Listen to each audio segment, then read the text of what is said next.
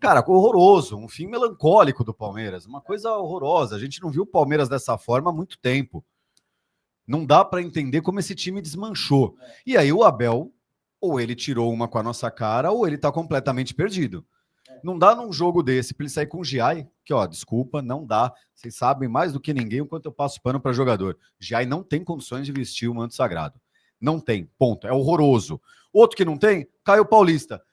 Palmeiras precisando ir para frente, precisando buscar o resultado, o Abel Ferreira simplesmente tira os 2 meias de criação, que é o Maurício e o Veiga, e ele coloca Marcos Rocha, ele coloca Caio Paulista. E Gabriel não Menino. Contente, depois que os dois estão entrando, ele ainda chama para a mesma substituição o Gabriel Menino.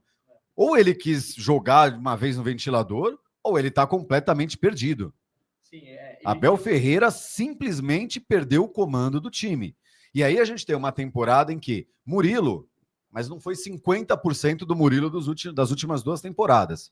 O Gomes acho que ainda se salva, tá caindo, natural, pela idade, vai perdendo um pouco. Bateu no teto, né? Mas ainda se salva. Um Aníbal que começou gigantesco e termina também melancólico, errando passe em jogada decisiva, hoje também errando uns passes ridículos.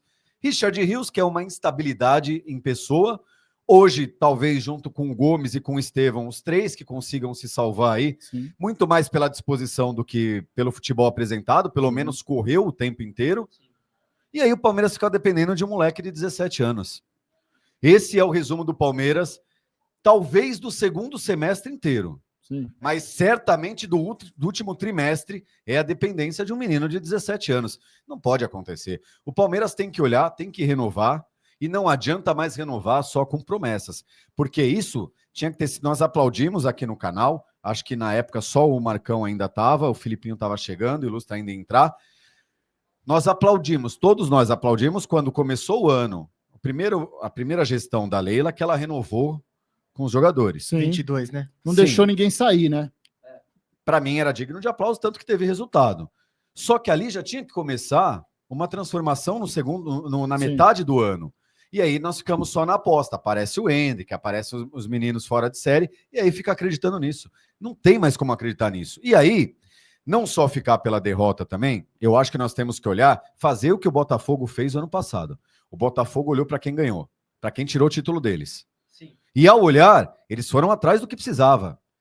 E aí a diferença é que nós temos um fanfarrão do outro lado, milionário, disposto a investir e que gostou da brincadeira. A gente estava falando isso agora antes de entrar no ar. Ele gostou da brincadeira. E ele é carismático. Ele ilustra a chuteira de jogador. Ele entra com bandeira no gramado. Ele é da resenha. E é natural que dele. É a torcida, né? Entendeu o que é. Ele entendeu o que é a torcida. Ele entendeu o que é o futebol. E isso é legal, isso faz bem pro futebol. Tem que aplaudir o Botafogo, primeiro de tudo. Não adianta também a gente ficar... Porque a gente sempre tem a visão de que o Palmeiras perdeu. O Palmeiras perdeu, mas o Botafogo mais ganhou do que o Palmeiras perdeu. Não sei se vocês concordam comigo. É mais pela competência do Botafogo. Porque o Palmeiras, bem ou mal, mesmo capengando, é inacreditável você olhar a pontuação que o Palmeiras chegou. Não corresponde ao futebol. Não corresponde. E para encerrar, para a gente rodar, e aí a gente vai discutindo, senão fica um monólogo aqui, ainda bem que o Botafogo ganhou. Ainda bem que o Botafogo ganhou. Porque o empate já seria humilhante para o Palmeiras. Porque nós ouviríamos os tricas falando, meu time não entregou.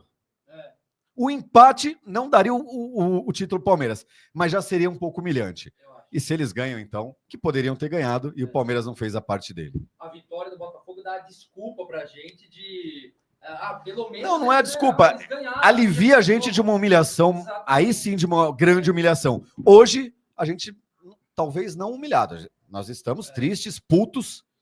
Usa a expressão que quiser, o adjetivo que você quiser, porque perdemos e porque o Botafogo ganhou. Agora, se o Botafogo perde e a gente vê o show de horror que nós vimos, um time apático, melancólico, Flaco Lopes, pelo amor de Deus, cara. Até o final, né? A gente fala, só para completar agora, a gente fala muito do Rony, a gente pega muito no pé do Rony. E esse ano, com toda a razão. E o que ele fez no último jogo é para dar tchau. Aí não tem desculpa. Mas também o Flaco Lopes, pelo amor de Deus. O problema do Flaco é que ele toma porrada porque não era pra ser ele, esse cara, né? O Flaco era pra ser o reserva do cara. O problema do Flaco é o erro na montagem de elenco. Mas você não pode pagar 10 milhões num cara que é pra ser reserva do cara. Aí você tudo, pega pagou, esses 10. pagou 40 no GI também, errou de Então novo. não pode, aí é que tá. Errou de novo. Você O Palmeiras pega esses gasta 10, põe muito. mais 10 e traz o cara. É porque então. fica aquela coisa do Mustafa, né? Do bom e barato. Não, o Palmeiras tá pagando caro e é ruim. O Palmeiras tem tentado economizar, quando na verdade, se você juntar, por exemplo, contratações que já foram embora, junta o valor do Tabata com o valor do Atuesta, com o valor. É que o Navarro veio de graça, entre aspas, né? Mas, sei lá, você junta Atuesta, Tabata e mais um aí que agora me fugiu a memória. Pode ser o GI mesmo, pode ser. O GI. Pode ser aquele ponta direita lá que o Palmeiras pagou uma fortuna. Pode ser o Caio Paulista. Pode ser o Caio Paulista. Depois o Palmeiras vendeu o Keno pro Pirâmide lá, o Palmeiras comprou um horrível. Carlos Eduardo. Esse pagou 25 milhões. Exato. Mas é o mesmo preço do Bruno Henrique. Mas aí, quando você soma esses três valores, desses, por exemplo, Giai, Tabata e Atuesta, você teria contratado o Thiago Almada por 20 milhões de euros. É isso que eu tô falando. Aí não adianta a gente falar assim, mas o Flaco não é, ele paga porque não era para ele ser esse cara, ele era para ser o reserva do cara. Então primeiro traz o cara. E depois você traz o reserva dele. E o reserva do cara não pode custar 10 milhões. Sim. Entendeu? Não. Essa é a questão. Aí é a gestão. A não ser que você esteja montando uma seleção.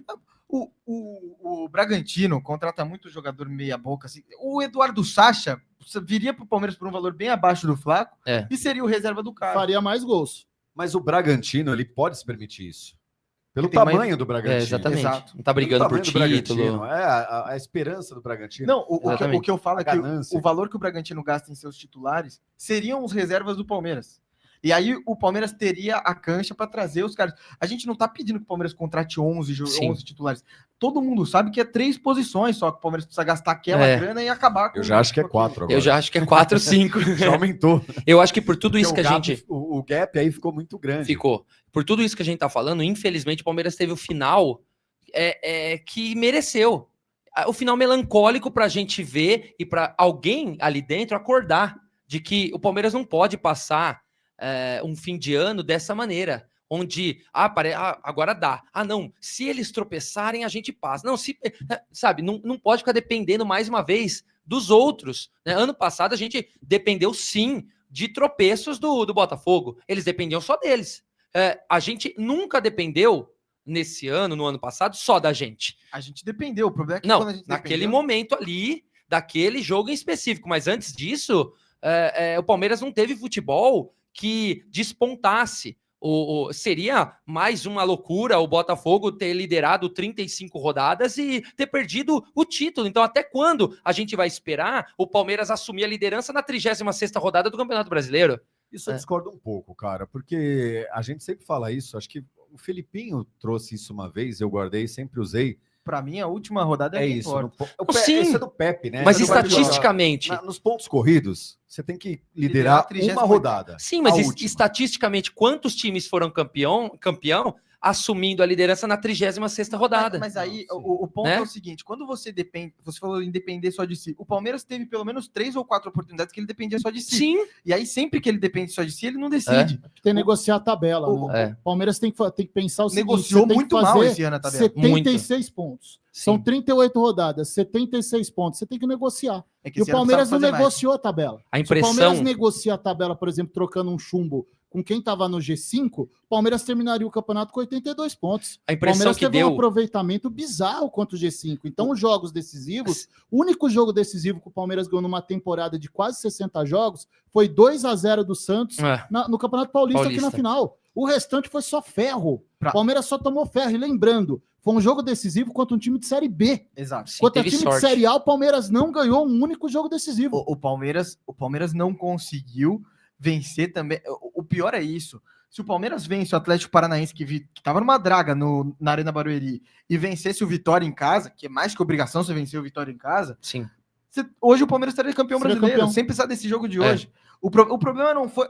Eu entendo que os jogos grandes fazem grandes diferenças, principalmente mata-mata. Agora, no Brasileiro, você nem precisava ter vencido o Botafogo. Você podia ter perdido como perdeu os 2 jogos. Você só dependia de ter vencido 2 times que brigaram contra o rebaixamento praticamente o ano inteiro. E um terminou o ano rebaixado. E nesse final de ano, a impressão que deu é que se tivesse mais 6 rodadas e o Botafogo perdesse as 6, a gente não assumiria ainda a liderança. Mais 6 a gente estava fora da Libertadores. Exatamente. Jogando o futebol que nós estamos jogando. Se tivesse mais 6 rodadas, a gente não seria campeão.